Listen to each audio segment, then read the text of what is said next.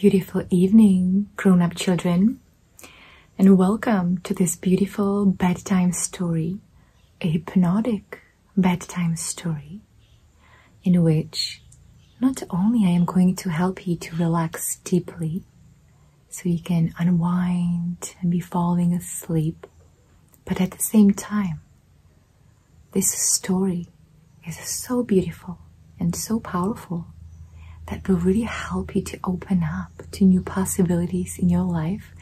So tomorrow morning, you will be also waking up with new energy. Because let me ask you, how many of you sometimes feel resigned? Like perhaps you're not doing enough and you don't even have that energy to do more or anything else, and you're confused. You don't know if you're doing the right thing. Perhaps you don't know your purpose. Perhaps you don't know the right mission. You don't know if you're in the right place even. So if you have any of these questions ever running deeply in your mind, then no wonder that getting up in the morning is like you have to drag your body and make so much effort. And you stay with this story. If you fall asleep early, you can always come back. So make sure you put it in your playlist. And also like this video if you would like me to make more hypnotic storytelling times like this one. And if you are one of those resigned people, then just comment in the video below. Just say me or tell me more, because I'm curious. I'm curious to find out what's going on for you and if you can relate. I know I can. So once you're done with leaving me a comment, making a little connection, I am going to invite you to really start relaxing in your bed or wherever you are, finding the coziest spot and the coziest position so you can just be present with yourself. Turn off everything that you don't need this moment, so you can really create space in which this story, which is so beautiful, so powerful, can really penetrate deeper and deeper all the way into your heart and melt your heart. And then you just fall asleep so effortlessly because there will be nothing else on your mind. Everything that needs to happen will be in your heart.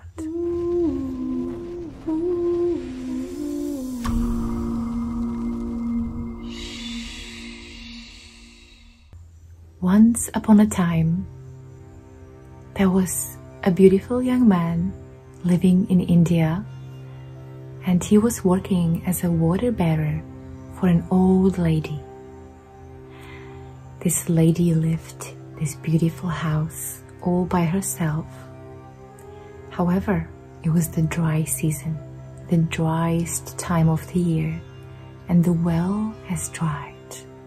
So this man had a beautiful job of bringing water every morning, and he had these two jars, these beautiful two big jars made of clay, and they were suspended on a stick, piece of wood, like a bar, and he would put this bar over his shoulders, and that way he could carry that much water that was enough for this lady. And even though it was the dry season where everything was dry all around, even the trees didn't have the lush green color as usual. You see only these brown and yellowish colors around. There was a path all the way to the creek that was paved by beautiful flowers. And actually everyone in the village was kind of jealous because there was no flowers around. No flowers, or if maybe some small ones, pale ones, not very fabulous ones, but along this path the flowers were always just so lush and so colorful. And so this boy this man, young, beautiful man, he enjoyed these walks tremendously. Every morning, this was his way of unwinding and really preparing for the way. And it was like a meditative walk, very slow, with his bare feet, so he can touch the earth and touch the grass and feel the temperature of the earth with his bare feet. And so that really helped him to relax deeper and deeper with each step as he was walking this beautiful path. And there was one more thing.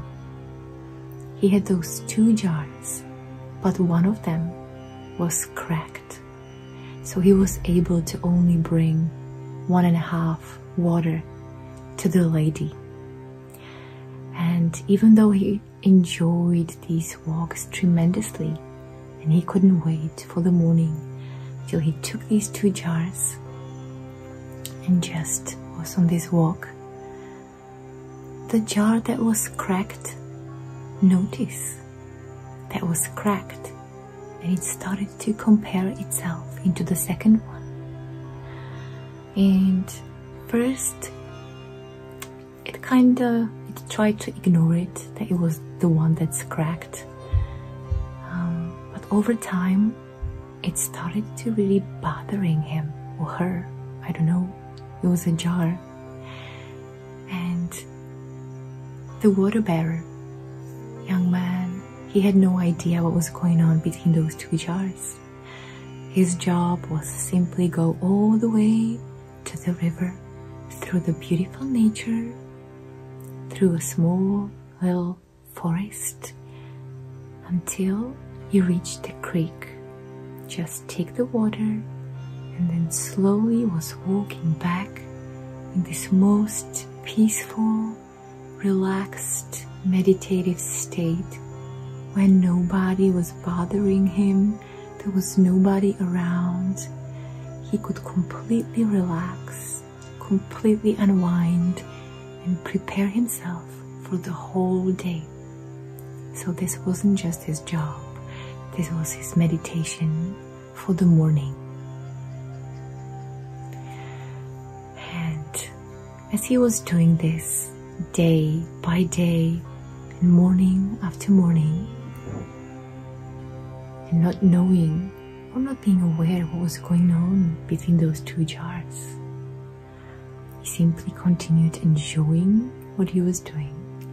However, the cracked jar was getting increasingly more jealous, because it tried to ignore, let's say it was her, a female jar, a jar girl. Let's say that she was trying to ignore her feelings at first and suppressed her feelings at first, but was getting increasingly jealous. How come the second jar is so perfect and so beautiful and exactly as it should be, just perfect, whole and beautiful, but she was cracked? She felt like life wasn't fair, and she couldn't understand why the Waterbearer didn't notice or didn't do something about it. She felt completely alone, unsupported, felt like the whole world was against her, and she felt she wasn't good enough. She also felt resigned, like she tried to ignore it for a while, then she tried to perhaps send him some telepathic messages and he wasn't getting it. She tried and tried.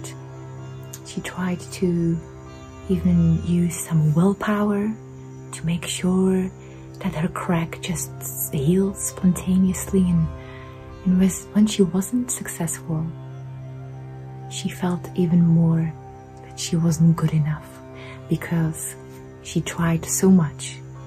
And even though she tried and tried, she was still cracked and wasn't as beautiful and successful as the other one.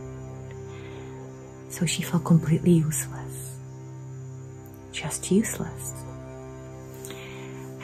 that was boiling inside of her for many days and many weeks, even many months, until one day, this man, this water bearer, goes to the creek and again takes both of his jars and fills them with water lovingly. This cracked jar, she just couldn't hold it anymore, and she screamed and she said, "Stop, please throw me away. I am so useless. I can't take this anymore. I can't just be here, and don't you see I'm all cracked? I'm only bringing half of the water to the lady. Look at the other one. The other one is so much better than me, so much more beautiful and so much more useful. I have no use anymore. It will be better if you ask the old lady. I'm sure she will buy another one. Please throw me away and leave me alone. I just want to die." And the water bearer, he didn't say anything. And as usual, he filled both of these jars with water. And then he put both of them on his shoulders and started his meditation walk. And this time he was breathing a little bit longer. And as he walked, his breath was a little bit softer. And somehow his walk was a little bit softer altogether. He was so present with his walk and walked on this beautiful moss and still noticing the beauty of the nature and relaxing into his steps as if nothing else happened, as usual, until he reached the path out of the forest, until he reached the path which was paved with these beautiful flowers. And as I told you already, everyone in the village was jealous at these flowers. They were really extraordinary.